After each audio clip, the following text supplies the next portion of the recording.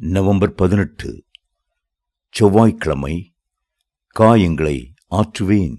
நான் உனக்கு ஆரோக்கியம் வரப்பண்ணி உன் காயங்களை ஆற்றுவேன். எரேமியா 30:17.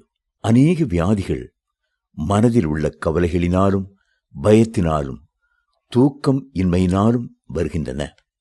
மற்றவர்கள் தங்களுக்கு இழைத்த அநீதிகளையும் கொடுமைகளையும் தாங்கிக் கொள்ள முடியாமல் உள்ளூர காயப்பட்டிருக்கிறவர்களுக்கு சரீரம் பாதிக்கப்படுகிறது.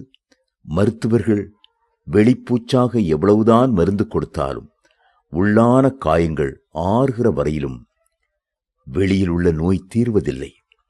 மனதில் ஆறுதல் இல்லாமல் இருப்பதே இதன் காரணம்.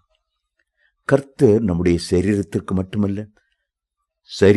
மட்டுமல்ல நம்முடைய ஆவி ஆத்துமாவுக்கும் கூட ஆரோக்கியத்தை கொண்டு வருகிறவர். அவர் மனதில் உள்ள காயங்களையும் குணமாக்குகிறவர்.